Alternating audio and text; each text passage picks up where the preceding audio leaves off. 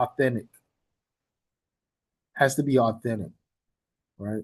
So that's our job as educators, is to observe, and we observe at emically. We observe emically, emic, EMIC. And sometimes we observe ethically, ETIC. So you have emic and etic, right? All that means is etic is observing from the outside, observing from the outside. Normally we do that quantitatively, okay? And emic is observing from the inside, where, so remember we talked about telling stories, right? So how is the story told? Is the story told from the outside, looking in, looking and observing? Or is the story told from the inside while amongst the group? All right. Emic versus edit. It's a very interesting concept to understand, and that we have to understand as educators. Because if you notice,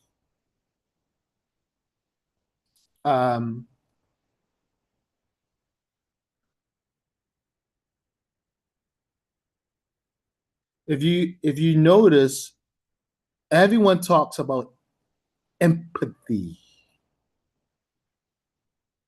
You notice that he's not empathetic. You need to be more empathetic. You hear that people say that a lot nowadays, right? Empathy. He must have empathy. You should have empathy. And that comes from a school of thought, from a qualitative school of thought, right?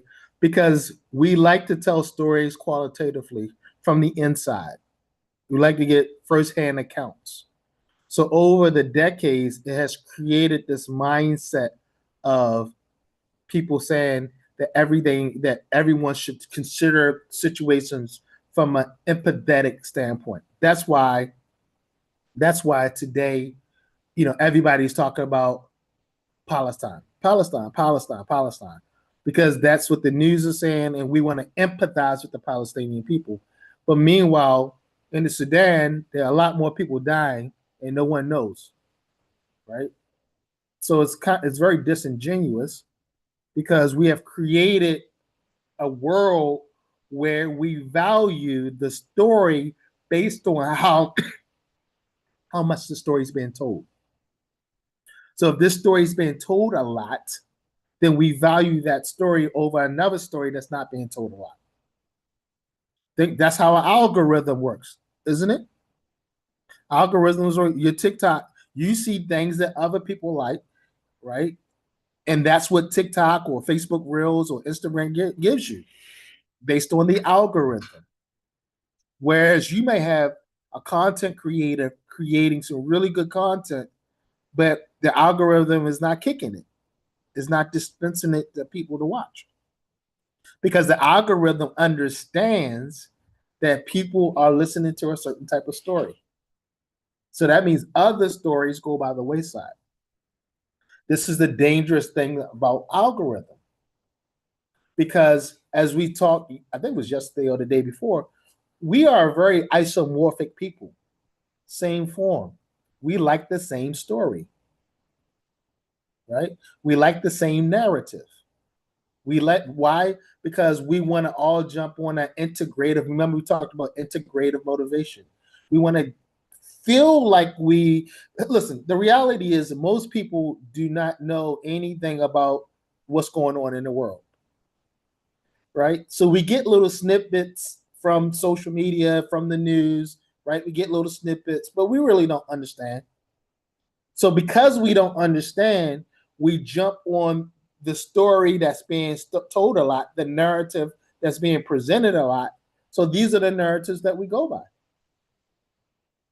Because people don't really know about world events and current events, and most people don't even really care. Oh yeah, Palestinians, yeah, that's messed up what's going on with the Palestinians. That's really messed up. Oh, those Israelis, they're really bad people. Oh yeah. They're really bad people. Yeah. Those Jews, man, yeah, they're really bad people, right? Because that's the narrative, and people don't take the time to do the research to figure out for themselves what position, whether this is a story they should really be concerned with.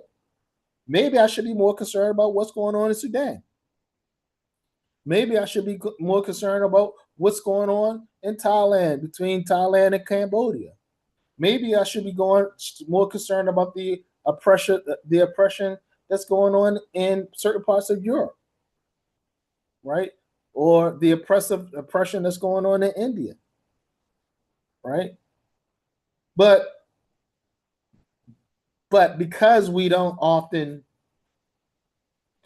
because we see things from an emic perspective, we allow the algorithm to tell the narrative. Okay. And that's the reason why you hear people say empathy, empathy, empathy. Well, I'm here to tell you today that empathy can actually be a bad thing. Because what happens is when you start promoting empathy and without any responsibility and accountability, you create a slippery slope. And so this is what happens. When you promote empathy, you start to turn people into perpetual victims. Because now people get awarded for being in a bad situation. So now I'm gonna just stay in my bad situation. Right? Something happens. Oh, we do a GoFundMe. Right? We'll do a GoFundMe. $100,000 in my account because I'm in this bad situation. I'm in this bad situation. Everybody's gonna come to my rescue. Right? And what happens is that person or that group of people never fix their problem because the collective, the commons, are enabling them. Because we have you gotta have empathy. You gotta have empathy. Well, the reason why people like empathy is because empathy is not for the person who is suffering. Empathy is for the person who's observing the sympathy. I mean, the suffering, right? Oh, I feel so bad. Well, I'm just going to give her $20. Here's 100 reals. Oh, I feel so good about myself now. Wow. Yeah, I gave this lady on the street, she didn't have any shoes on. I gave her $20. I feel better now. Right? Well, yeah, I'm pretty sure the lady without shoes on the street really appreciated the 100 reals, but that's really not going to help her situation out. Her situation is much deeper than giving her 100 reals. You follow what I'm saying? But so we give the 100 reals not for the person who's suffering, it's so we can feel good about ourselves. As we eat our steak and drink our 30 real Starbucks, Vente Cocomato, Caramato, Mato Latte, whatever it is. So we can feel good about ourselves. And there's nothing necessarily wrong with that in the short term, but it's really bad in the long term. Because what happens is enable people to be perpetual victims. So now we're in a state in the world now where everybody migrates to another person's country without trying to fix the problem within their own country. Because I know I can go to this country and play a victim. Whereas if we went back to where we used to be and had sympathy for people, there was a time where we had sympathy for people. So what's the difference between sympathy and empathy? Well, sympathy is when you suffer with the person. See, empathy is when you suffer for the person. Sympathy is when you suffer with the person. There's a difference. So if I see the lady on the street and she has no shoes, I say, sister, all right, here's my shoes. Here's my shoes. Take my shoes, put these shoes on. And I get to know her situation, and I try to put her in a situation where she can be what? Self-determined, where she can be self-control, self-determined, where she can self-regulate, where she can be self-efficient. And it may cause me a lot of discomfort because now she's calling me every week, Mr. Randy this and Dr. Randy that and I gotta create and I gotta go and say, hey, look, we need to create a system. Boom, boom, boom, boom, boom, boom, boom, boom. And I'm suffering too a little bit. But the long-term goal is what? She gets to a point where now she's good.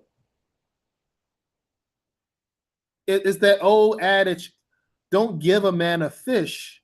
What? Teach him how to fish. But the problem is, it's easier to give you one of my fish.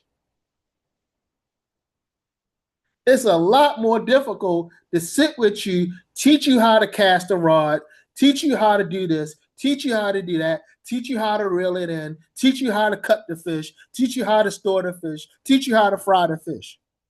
That's a lot more difficult. So it's easier for me to say, here's a fish. If you want two fish, here's two fish. It's easier, but it's not good long term.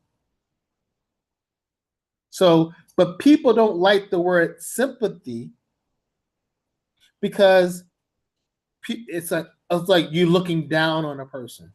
That's where the connotation now is like. So you hear people say, "I don't want you to have any sympathy for me," right? Because the person suffering doesn't want to feel like someone has power over them, right? Well, newsflash: if I'm helping you, I don't have power over you, but I'm helping you. You can't take the help the way you want it, or you could, but I don't have to give you the help the way you want it. I can give you the help where the way I think will best help you become independent, have your own agency. But see, people don't want that because, again, just like it's easy for me to give you a fish, it's very easy to accept the fish. You see? It's kind of a no strings attached situation. With sympathy, there's strings attached. I work a little hard, you work a little hard. I work a little bit harder, you work a little bit harder. That's how, and that's, if you want to know why the world is the way it is today, is because we have teachers teaching empathy instead of sympathy. So we remember the first day I talked about that whole student approach, that holistic approach, how the student's going to look at the end of the school year. Well, a lot of teachers now, we are developing a young person that is going to be dependent. That we're developing victims instead of developing independent people who can go out and multiply that exponentially till we have a society of people who can take care of themselves. JFK famously said, John F. Kennedy famously said, ask not what your country can do for you, but what you can do for your country. But now that was in a time of where we had a sympathy approach. But now it is, I will demand that my country do everything for me. And I do nothing for my country.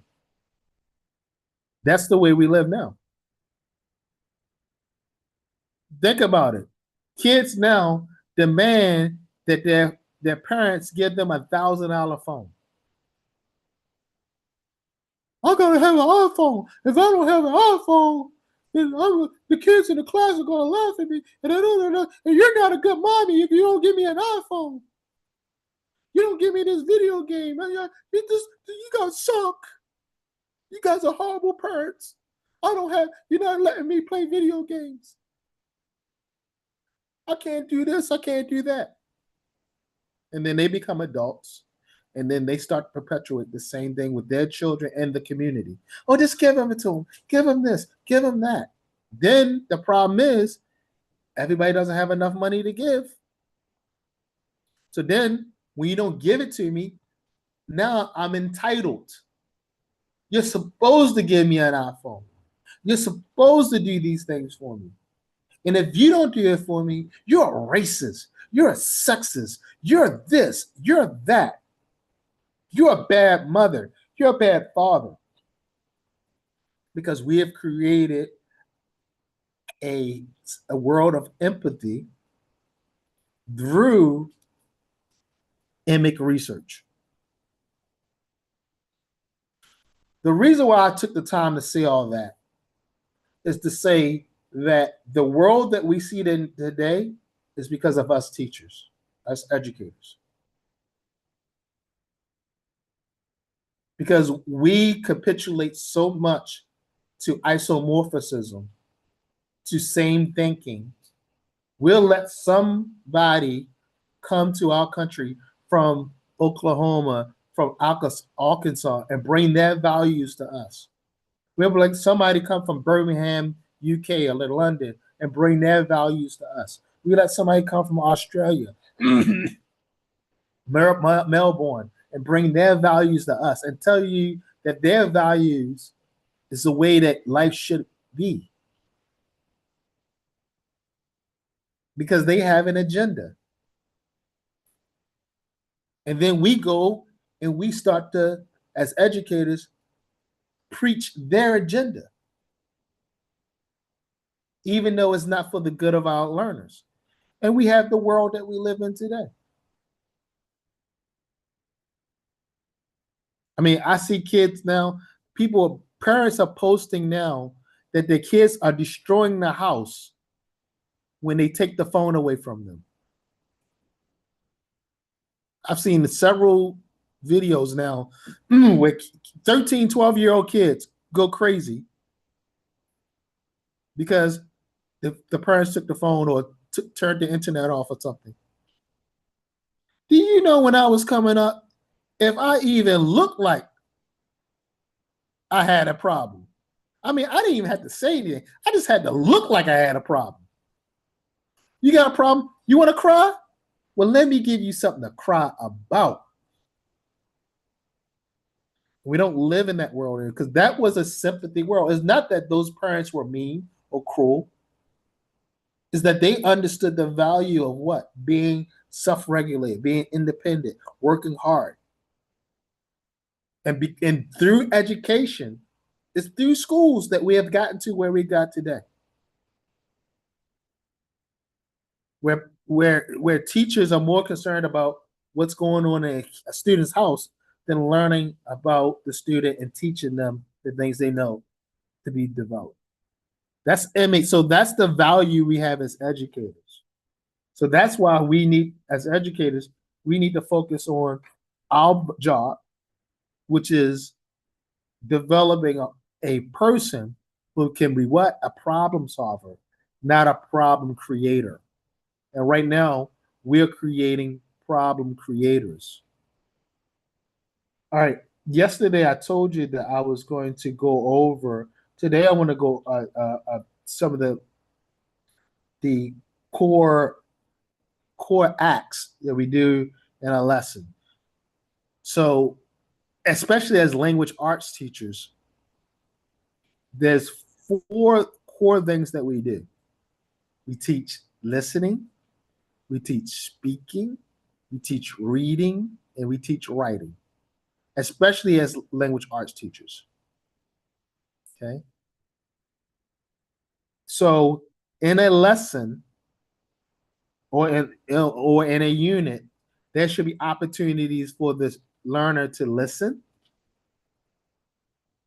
the learner to speak, the learner to read, and the learner to write. Then, depending on how your school day is set up and how much time you have, you could do all four in one lesson. All right. And if you go back to the lesson, let's go back and share the lesson, the exercise lesson.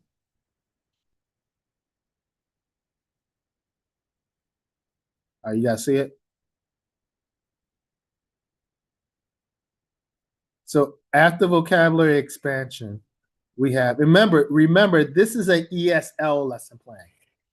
You wouldn't see a lesson plan like this maybe in a traditional school unless the school was teaching ESL. And what I mean by ESL, only teaching the students how to learn a language. So ESL and teaching English are two different things. Okay.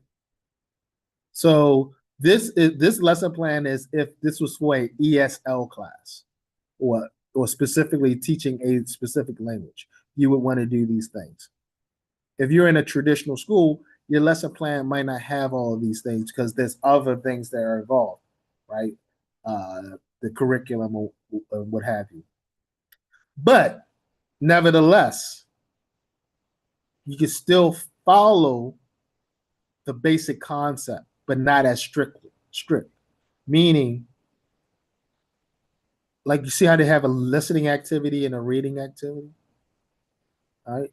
Depending on how much time you have in your class, you might only have time to do the listening activity, or you might only have time to do the reading activity, or you might have only time to do a writing activity, or you might only have time to do it. It depends on your lesson.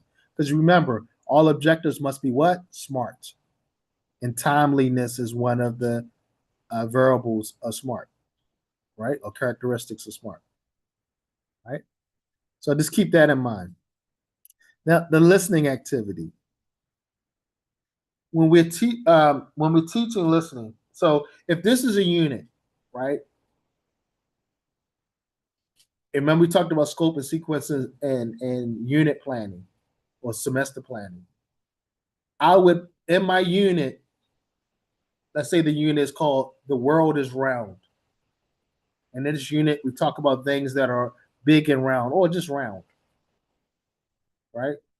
In that unit, I'm going to sequence each main theme with listening, and then once they listen, what?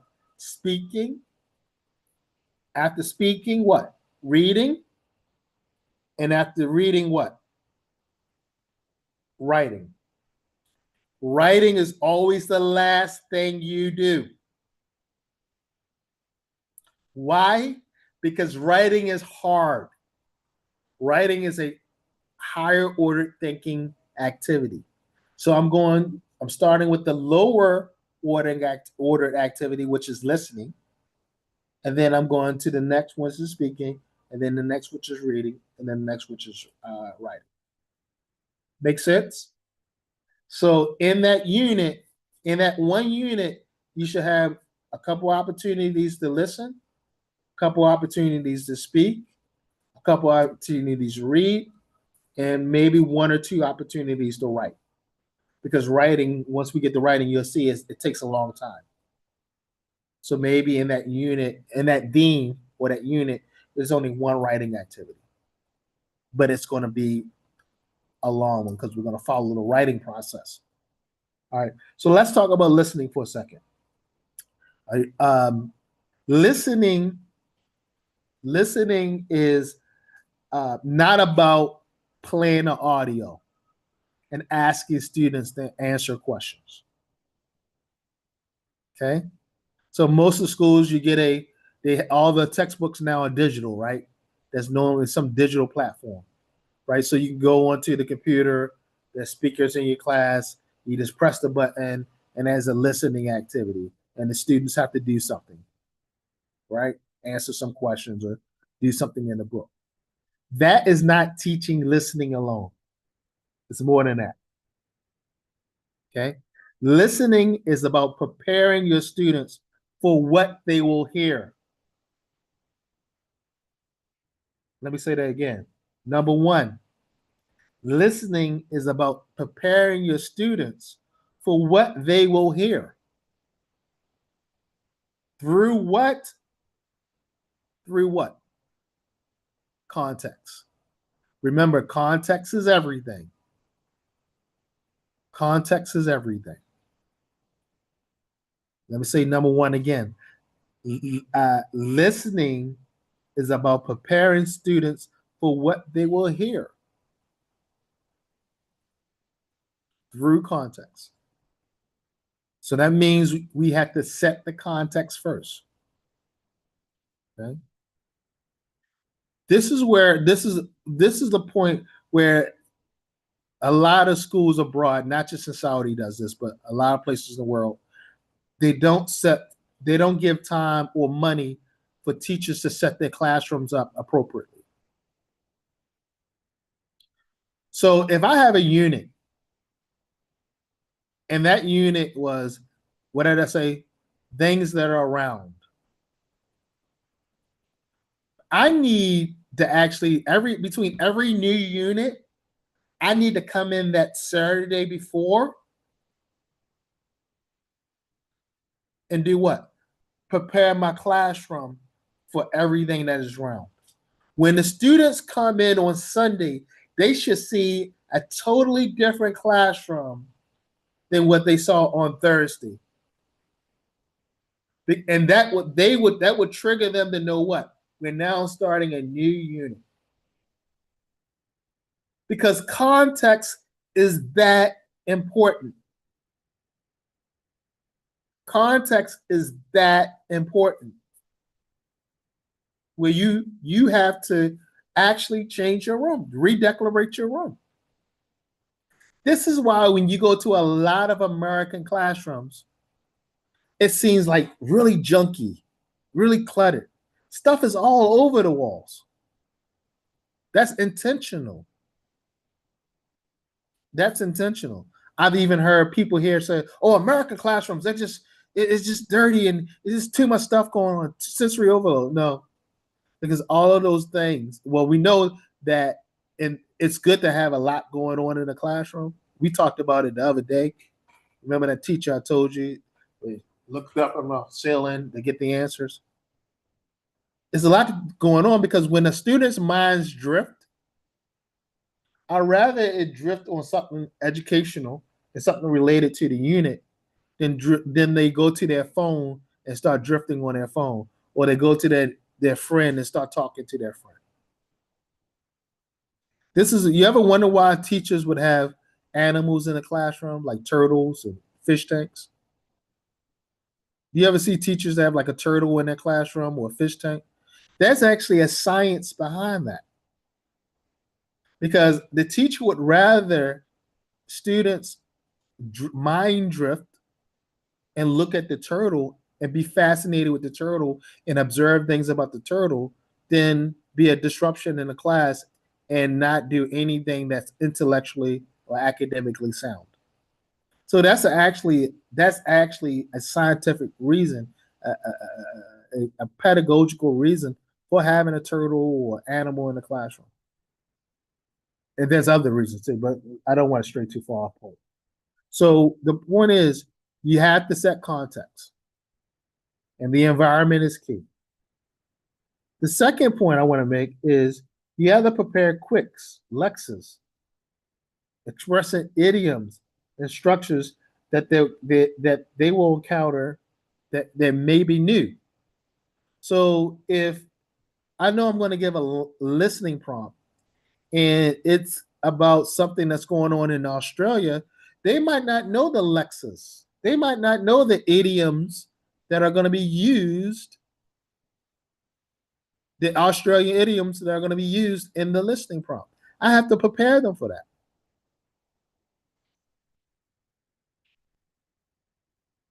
Right? Somebody asked me the other day. They said, "Man, I keep on hearing Americans say that's damn Skippy." That's damn Skippy. What the hell does that damn Skippy mean? Right? So that's an example of, if that was in the listening prompt, that's damn Skippy, then that could be very confusing. What happens is learners will start fixating on something that they don't, that's really confusing them. And you don't want them to fixate on something, especially when it's not really important or essential to learning. So make sure that they understand the keywords and context, the quicks. We went over those yesterday, right? And they understand any idioms that is in the listening prompt that they may not be familiar with. Okay. So you want to remember, when you're teaching, you're teaching. When you're testing, you're testing. When you're teaching, you give the answers, or you make the answers readily available. So before you even play the prompt, play the listening activity, you let them know, here are some words that are going to help you understand what the story is about, and you will hear the words in the listening prompt. Okay. Here's some idioms. Here's some expressions, some phrases that you might not hear in Saudi Arabia, but they use all the time in New York City, or all the time in Australia. And here's what those mean. The third thing, you guys writing this down? The third thing is, be prepared to repeat the listening prompt. And you will repeat it several times.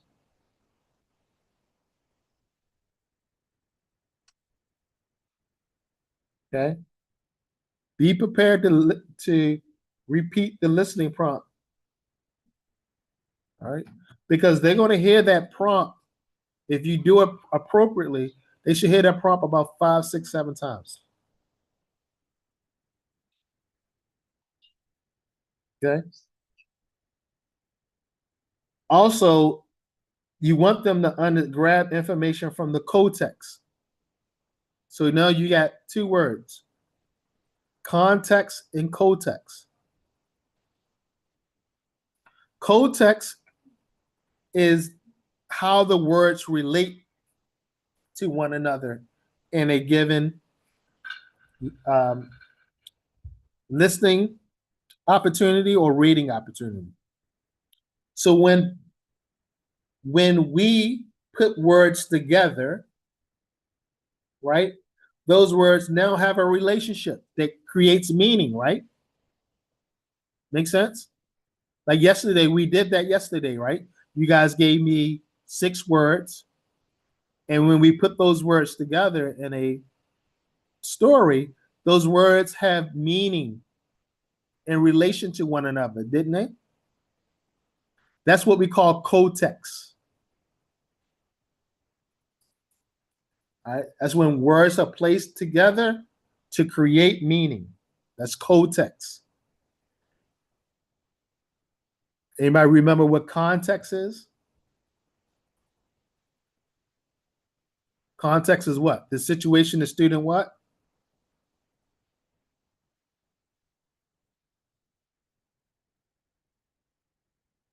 Context is the situation, the student what? Anybody remember from yesterday? Context is the situation, the student.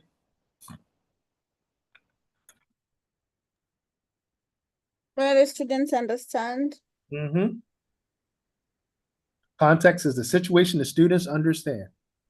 So that's why you have to, what we call, front load the information. You don't just play the prompt. So give them the situation, tell them this listening prompt is going to be about XYZ. You just say it straight up. Okay. You're going to listen to a listening prompt that's about XYZ. And it's going to have these words in it. And then we're going to go over these words. That's your quicks. Okay. When you're doing a listening activity, Focus on the general idea first, and then move on to the specific details. So, because you want them to get the gist, GIST. You want them to get the gist of what the prompt was about first. So don't go into a deep. Your first question shouldn't be something that's extremely detailed. So you want to make sure they understand the gist of the text or the listening prompt. So deal with main idea first. Okay. And then as you engage, then you can go later into smaller details.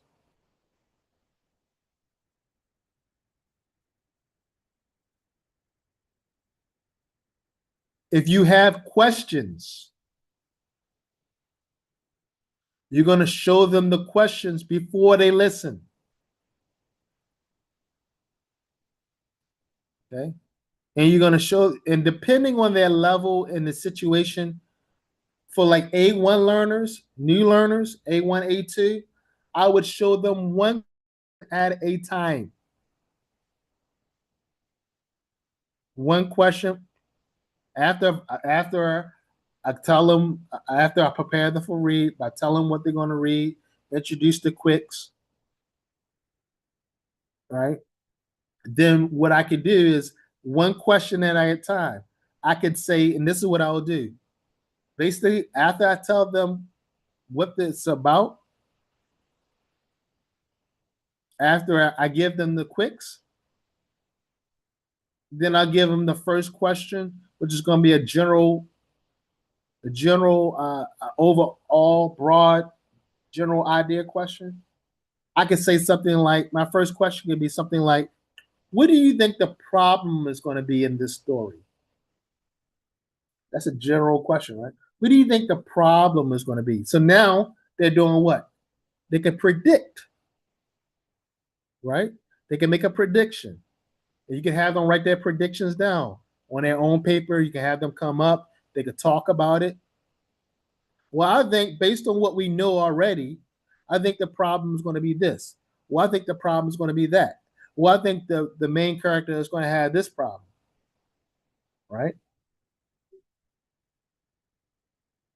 And then they will go listen to we will play the prompt for them to figure out what the problem is.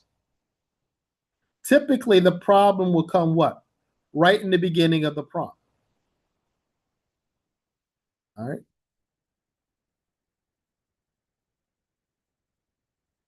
Now, let's say the problem comes right in the beginning of the prompt. Do I play the whole audio or do I just stop it there after the answer comes? Would you say, Blessing?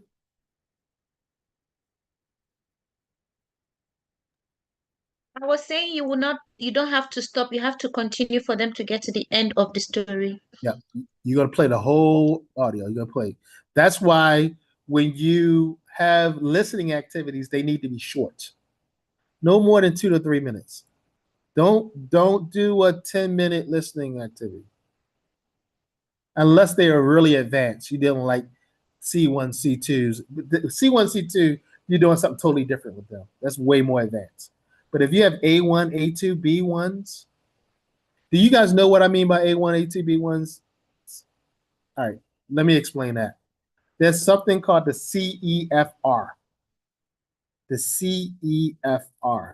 The CEFR stands for the Common European Framework Reference.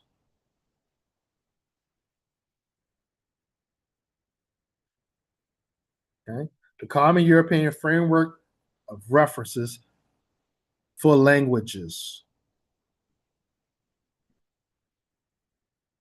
Right, the Common European Framework reference for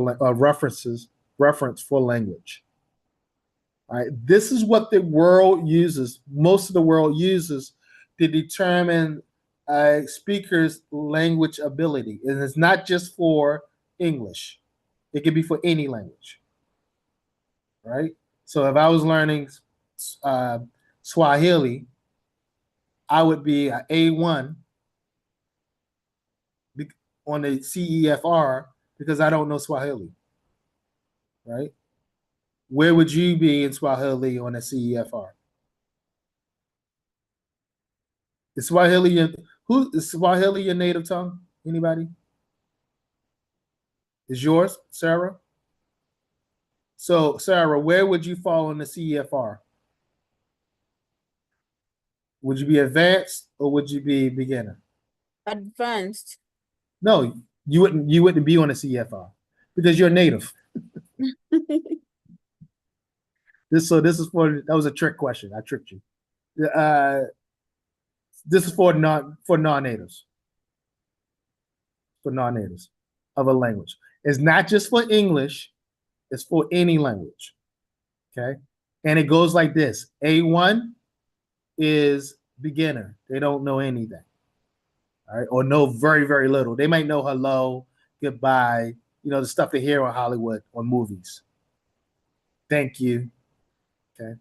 A2 is they could put some phrases together, but it's incomplete and barely comprehensible.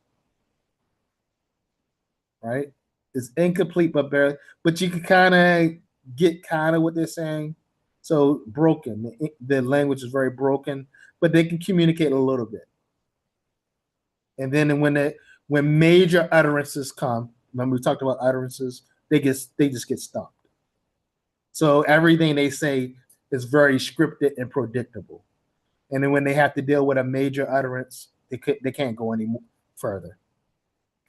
B1, they can do enough to get by, but not enough to be proficient.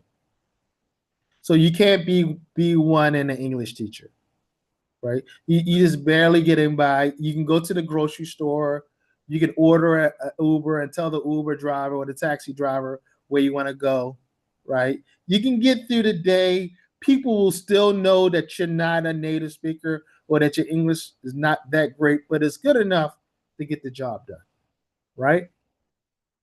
You're making a lot of grammatical errors, but you can get through the day, right? B2, you understand the language well, you can listen well, you can reply well. You may have some grammar issues, but B2 is normally about confidence. Your confidence is not there yet. So you're not ready to stand up in front of a group and give a talk, right? Your confidence is just not there. You have it in your mind, but it's really not in your long-term memory yet. You're not fluent, right? Your fluency is low, right? Sometimes you mix words up, still some grammatical errors, right? But B2 is really a confidence issue. C1 is you're pretty fluent. You could probably teach an English class, probably, right? The reason why you're C1 is higher thinking analysis and synthesis. You're not ready to write a 10-page essay quite yet. You know what I mean? You're not at that level quite yet where you can write like high level works, right? And maybe if you went into like a law, like a legal situation, maybe you might not understand the legal stuff well. You know what I mean? But you definitely can speak the language. Definitely. Right? You can write it well. B2s too can write also. But again, B2's major issue is confidence. Right? C1s, they're really confident. So a lot of people who teach English here in Saudi, they teach English as B2s or C1s. right? And then a C2 is somebody who's extremely proficient in the language. They can write any, you can put them in a very technical situation, legal, scientific, and they have strong command of the language. Just strong. They can give lectures in the language. They they could be actors. I mean, they know how to use the language. In fact, guess what? C2s speak the language better than most native speakers. Because the reality is most native speakers of a language are only C1s. If you were going to put, but we don't put them on the scale. We don't put them on the scale. But most people, if you looked at their ability, most native speakers, if you looked at their abilities, they're really a C1, right? Because most native speakers of a language, if they had to go to a legal situation or a medical situation and look at the terminology, it'd be very difficult for them to understand, even though it's in their native language, right? And this is why we go to university and college. Everyone doesn't go to university, right? Everyone doesn't read a lot of books or do this and do that, right? So most people in a particular language, in their native tongue, if you look at it on a CEFR, is at a C1. They would be a C1. And unfortunately, some people are even a B2.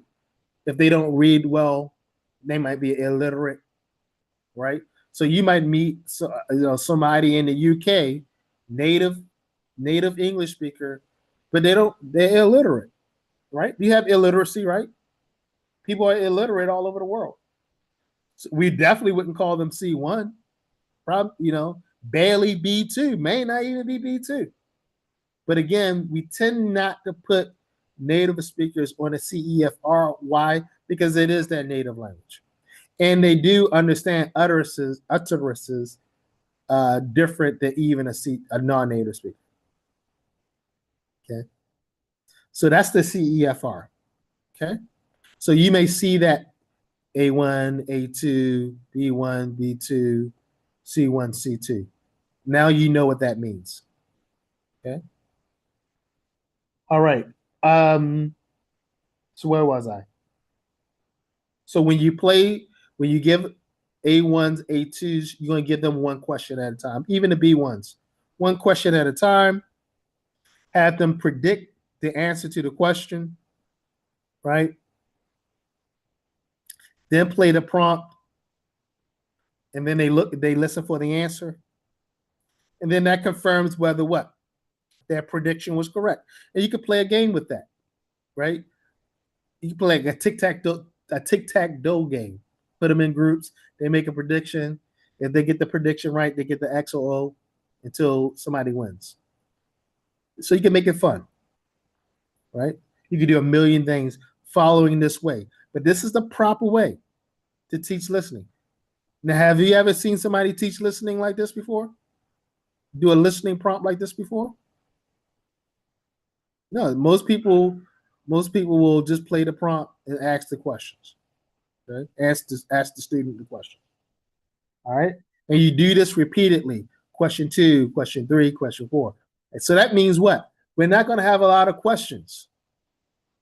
Don't overburden the students with questions. Have 4 or 5 questions, 3 or 4 questions, 2 or 3 questions that what are essential for them to get the gist of what they're listening to, GIST, and also for them to understand the details. And again, don't play long prompts, 2, 3, 4 minute prompts tops. Don't play a 9-minute prompt or 11, because then what's going to happen? It's going to take up all the class time. Do that 4 times, that's 40 minutes. How much time do we have per class? So play short prompts. The good thing about it is there are so many websites out there that have these prompts. Dave's ESL Cafe. You know about Dave's ESL Cafe? There's so many of them. And now with with AI now, you can have AI do a 2-minute prompt and then you record it yourself. Right? What I will say is do not use the computer generated recordings that sound like a computer. Hello, Sarah. How are you doing today? Me and Sarah went to the mall. That's not authentic. Learners need to hear authentic language. They need to hear authentic language. So if you see the ones that are on certain websites that are generated by like a computer automation, don't use those. They're not good. They're not good for teaching and learning. A lot of also, and a lot of times in Cambridge, they always have the British accent. If you can re-record it in an accent that the students are familiar with, that's even better for them. That's, again, it's okay for them to be introduced to different types of accents, but it is my belief that they shouldn't just hear one, because what would happen is a lot of times language learners, especially when it comes to English, we try to learn a language in the accent. Now, personally, and I think even professionally, I feel comfortable to say, don't ever try to teach accent. Don't ever try to teach it. It's a bad thing. You're not going to do it well. Nobody's going to do it well. We're not teaching them to be ventriloquists or mimic. We're not teaching mimic. We're teaching them to use their own voice, their voice. We're teaching them to use their voice. So when I hear, especially with Saudis, a lot of times they get, Dr. Ray, teach me the American accent. I can't teach you the American accent. Go to acting school. You want to learn the American accent? Go to acting school. Okay, I can help you learn language, grammar, all that stuff. But if you want, and why do you want to know the American? You're Saudi. It's okay. Speak English with a Saudi accent. That's fine. There's nothing wrong with that. It's not bad. It's not a bad thing. It's not wrong. It's not wrong with the Kenyan accent. There's nothing wrong with the Australian accent. As long as I can understand you, listeners can understand you. And if they don't like your accent, well, guess what? Fuck them. Excuse my language. Excuse my language. I'm sorry, but forget them. You don't want to be talked to that person anyway. You don't want their job, whatever. Because if they're only hiring you based on accent, imagine the nonsense you're going to go through work for them or dealing with them. So,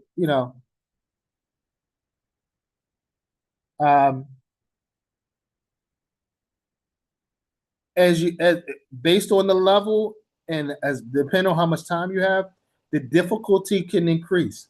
So go from general and easy to more difficult and detail.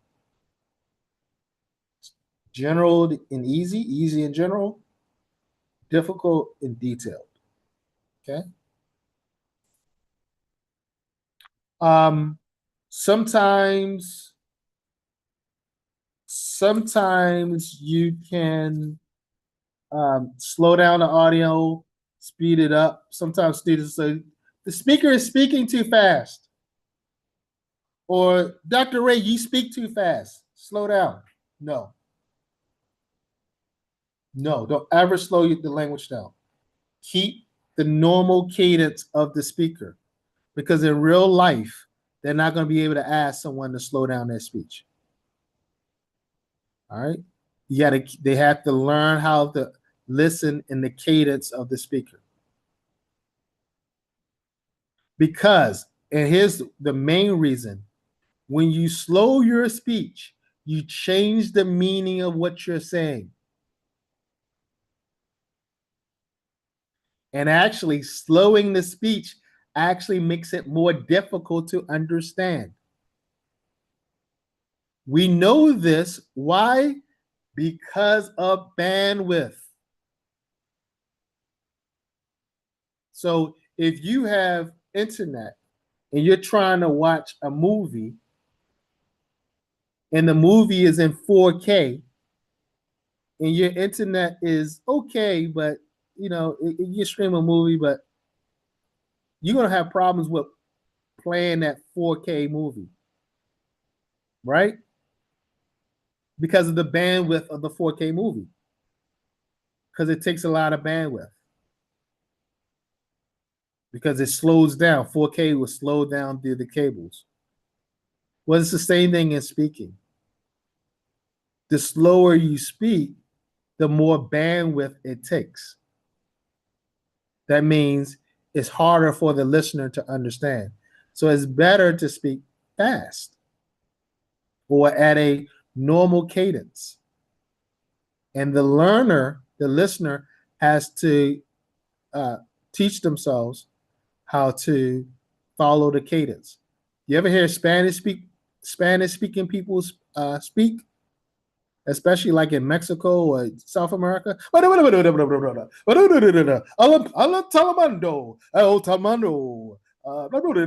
like, how can you understand them? Well, people, they understood. Right? I can't ask them to slow down that speech because then it would change the meaning and it will change the utterances. It would change those utterances. Wouldn't the utterance change? So you would those utterances would change. Give me 1 second. My wife is calling me. Hold on. Hello? Hello? Yeah. I'm in class. What's going on?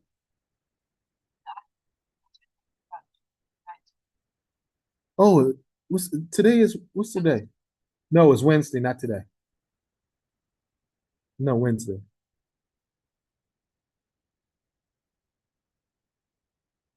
No, it's tomorrow. Okay. All right. So yeah, don't change your speed, or don't change the speed on the audio. Keep it the way that was intended. Remember confidence, efficacy. So help them with their confidence. Confidence is key. We must build their confidence in listening, speaking, reading, and writing. Our job is to be cheerleaders, to motivators. Remember, they're teaching themselves. We just give them opportunities and we praise them.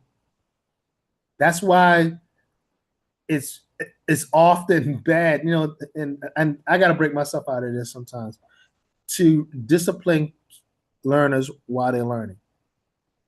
You got to really watch that. You got to really be careful with discipline. And I know it's hard because our nature is to go, sit down, be quiet. I'm going to call your mother, you little, right? It's not, you shouldn't do this. This is da da da da da da da.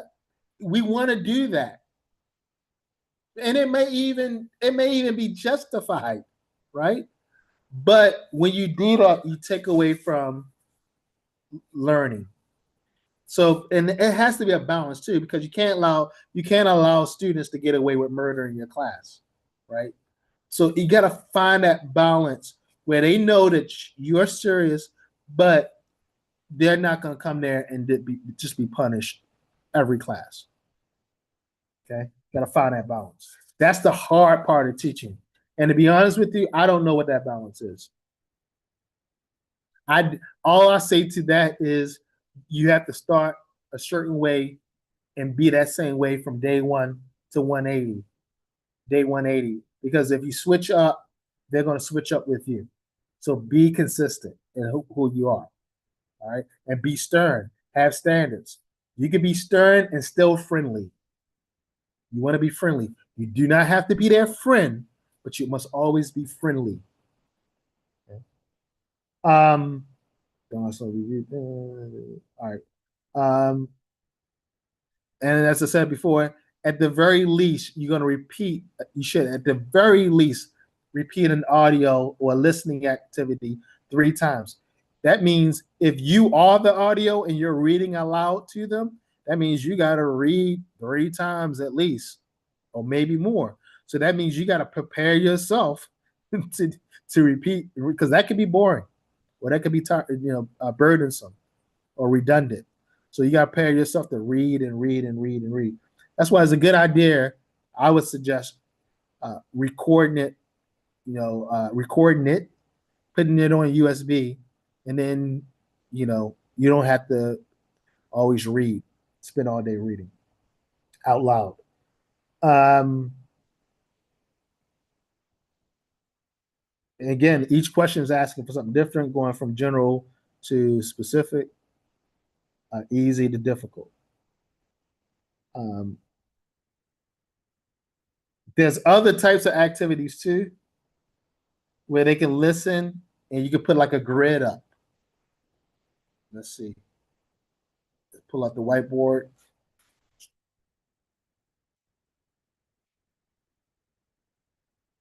So you can also make this kind of a group activity also by putting a grid up.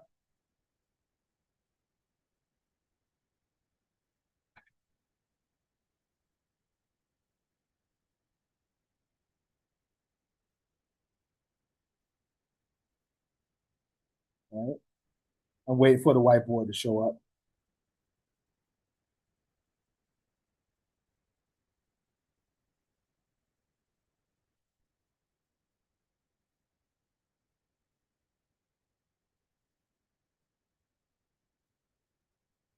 This new whiteboard, I don't know why they make things so complicated. They should have just left it the way it was. The whiteboard just always will come up. Come on.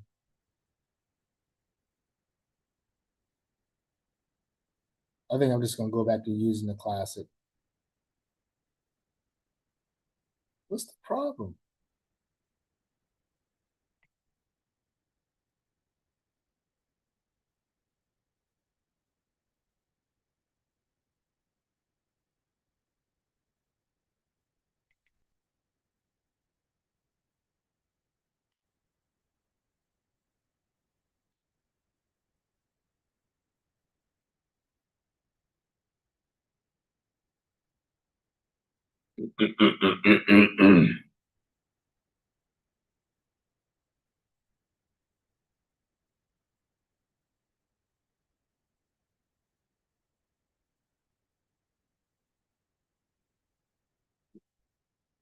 All right, let's try this.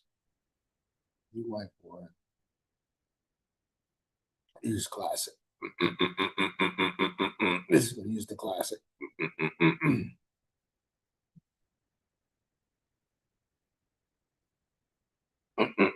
All right, so you can also make this more communicative where they can work in groups. You can do listening grids where you do something again, pardon my lack of artistic abilities. You can do something like that, right? Like this, right? Create a listening grid. And here you have where, how,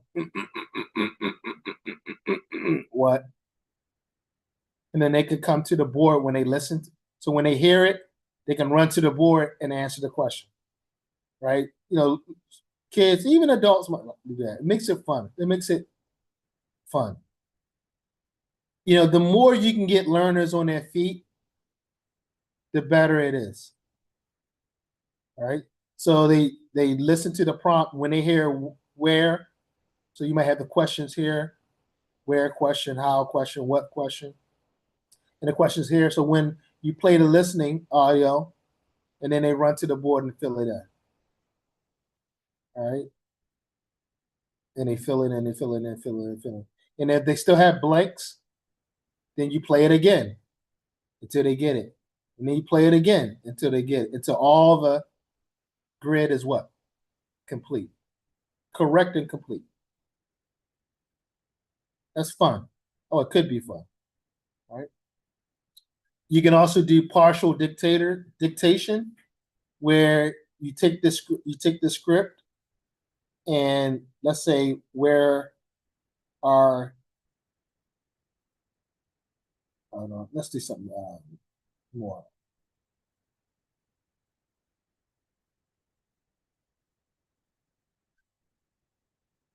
You do something like this. I heard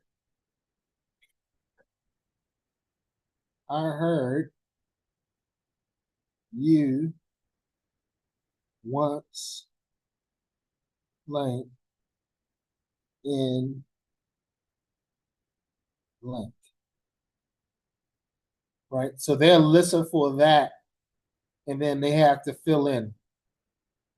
And again, they come to the board to do it. Once they hear it, they can race to the board. Again, I wouldn't do it with younger kids because then they'll fight over the pen. You know, if they race to the board, they start fighting over the pen. I might do this with older students or adults, right? Younger kids, it's going to be a problem. Or they can just do it at their desk. I heard you once lived in Los Angeles, and they would put once lived in LA, right? So that's called partial dictation. Okay. Um, then sequencing. Sequencing would be you take the activities or the events that occurred in the story or the listening prompt, right? So let's say there's some events that occurred, and you put them in scrambled order, right? And then what they have to do is what? So you put it in like 5, 8, 1, 7, 2, 4, 9, 3, 10. I think that's all 10. 1, 2, 3, 4, 5, 6, 7, 8, 9. What number am I missing? Oh, 6. And it's 6, right? So you give them to them in this order of the events that occurred in the story, right?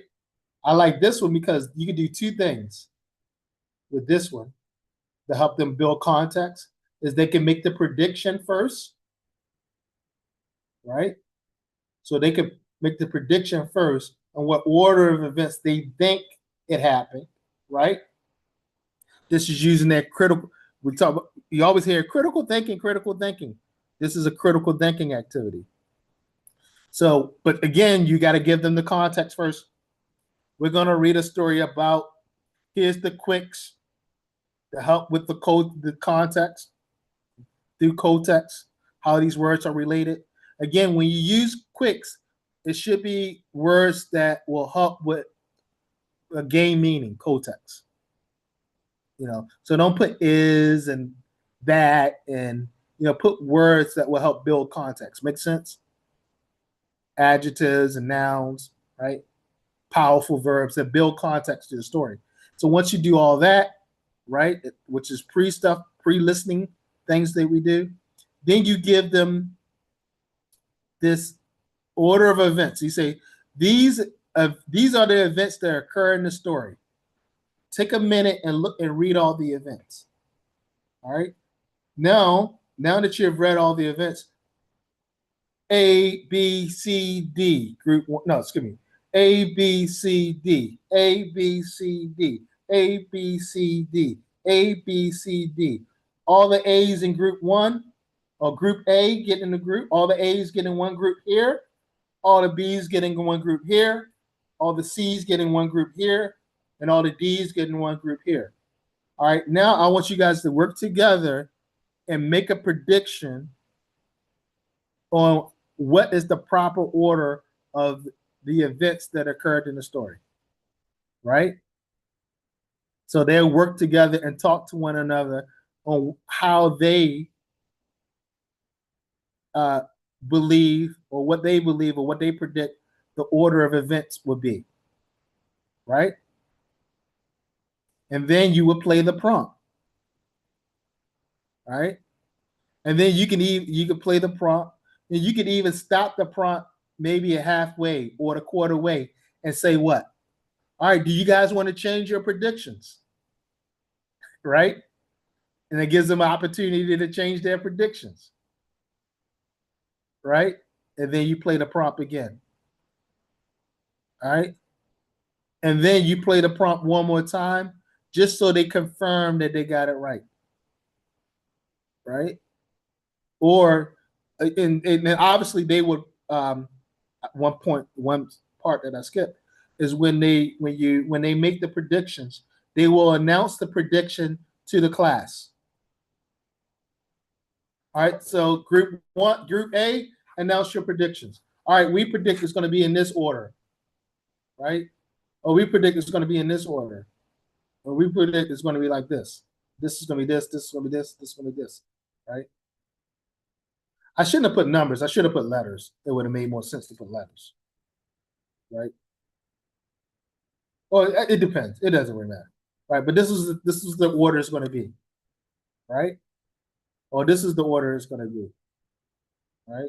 And they all make predictions, and then you can decide to give them opportunity to change their predictions halfway through, a quarter way through, and then they will announce it again. Okay, these are our changes, and these are why we're going to make the changes. Now, what are we doing? We're not only teaching them how to listen, but we're teaching them how to make predictions, right? How to, what we call, which is one of the greatest skills that we can teach as teachers. We're teaching them how to infer. Because they went from having a little bit of information, and then when they started listening to the prompt again, halfway through, now they can make inferences. So they went from guessing, They went from guessing to inferring. So they went from a lower ordered skill to a higher ordered skill. So now you're teaching critical thinking. And what are we doing in that activity? We're teaching listening, we're teaching vocabulary, and more importantly is what? We're moving them up what? Bloom's taxonomy.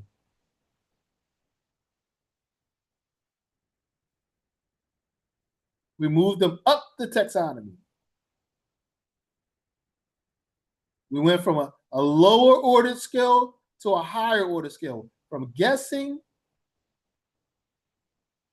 to inferring. All right, and we know the difference between guessing and inferring, right? All right.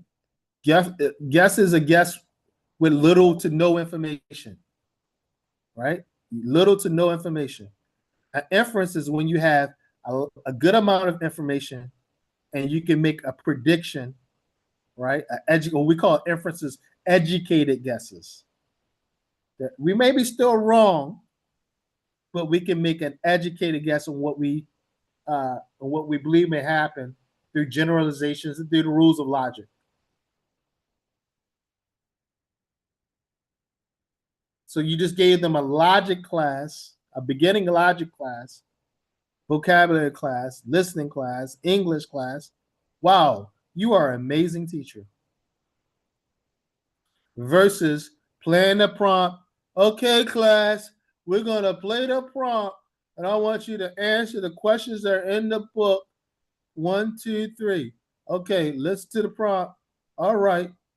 All right. Do you want me to play the prompt again? Did everybody get the question? Okay, I'll play it one more time. Okay. All right. Who want to answer number 1? Okay. No, that's not the answer. Does anyone else have the answer?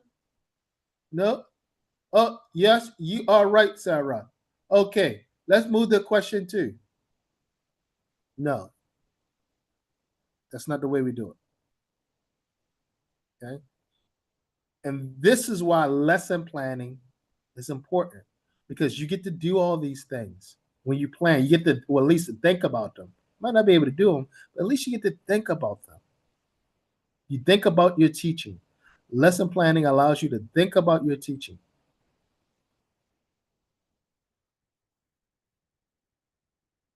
So you can think, how can I develop? Remember what we said, Sarah, the first day. We want to develop the whole person. I don't want them to just be good in English or just be good in geometry or just be good in European literature or just be good in calculus or just be good in world history. I want them to be a person who can solve problems.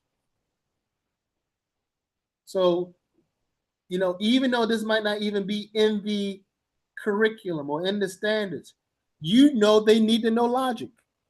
They need to infer.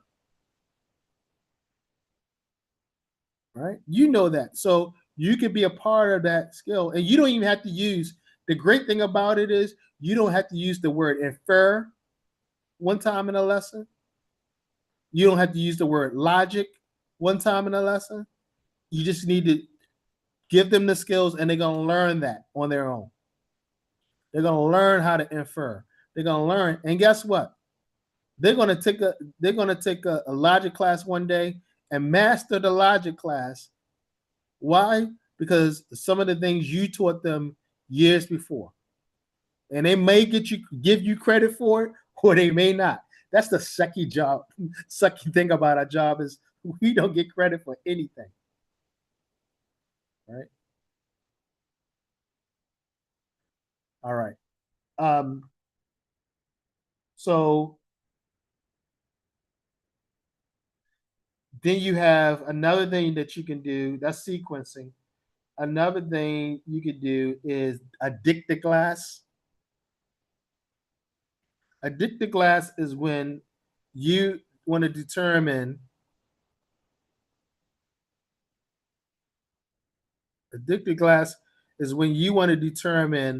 whether the students got the gist of the reading listening opportunity.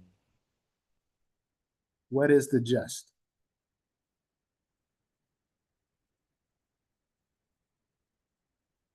Okay. So the students can take notes while they listen. They write notes. And then they reconstruct.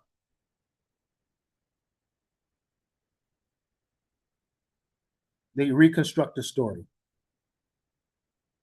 So they tell it in their what? They tell it in their own words.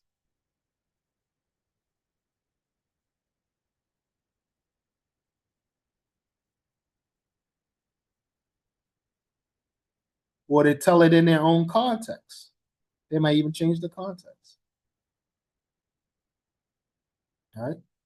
Would I give a dictoglass to an A1, A2? I don't know. It depends on the class. Maybe I would try it out with a B1s, definitely B2s, definitely B2s, definitely C1, right? And most definitely C2s because that's what they did. A1s and A2 may be difficult because they might not have the language yet to reconstruct. But a B1, B2, but you could try it out with them. See if they can retell the story, keeping the what? Same gist. So they could change the context, but they have to keep the same gist. Overall theme, overall meaning. Right? So, let's say the story happened in the ocean, right? But a student may tell it from the perspective of a zoo or a schoolhouse, right? As long as they keep the same overall meaning. Make sense? That makes sense? That's called a dictoglass.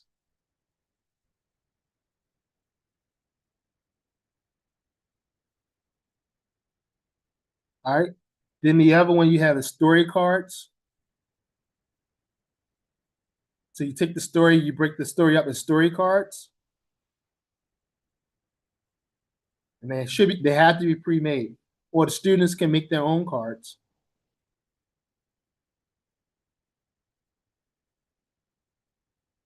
And again, almost like the dictoglass, they get to tell the story in their own way.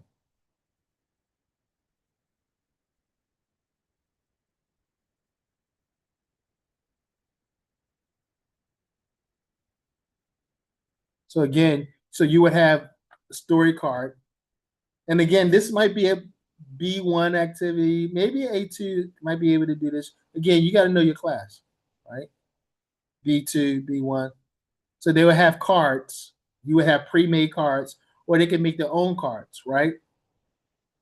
So what happens, I would put the students in a circle. And then the students take their cards and they tell a story about the cards. You might even give them their own quicks. So you might say, all right, in your story, I want you to use these 5 words. And again, you've already taught these words, so they already know them. Or you might decide not to do that. It's on you. You decide, right? But to give them a story card, all stories should be told on the same theme, right? So the story card should follow the same theme of the unit, right? Because we scope and sequencing, right? Everything has to relate to one another. And then the students take the card and they tell a story with the cards in the circle, and then they can swap the cards and tell the story different ways. So they get to tell many stories. You can say, all right, every story has to be at least 1 minute, or under a minute, or under 30 seconds, or whatever, right? And obviously you have to create, going back to the lesson planning, you have to create a system. Remember, this is what the student's going to do, students do, and then teacher does. So what do I need to do to get the students to do that? It's important for the lesson plan so you don't have any hiccups. Oh, I forgot the tape. Oh, I forgot this. Oh, I forgot that. And then mess your whole lesson up. Okay? That's called story cards. All right. And again, the students are listening to the many different stories. Remember what I said? I don't know if we said this yesterday or the day before, but students are more likely to learn from each other than you. So getting them to talk to each other and deal with each other. The more you can do that, the better it is. So if they get to tell stories within the theme, that's better for their listening. Okay. I think we stop right there. We covered today teaching listening. Tomorrow we'll cover teaching reading, teaching speaking, and teaching reading. Okay. Any questions about anything I covered?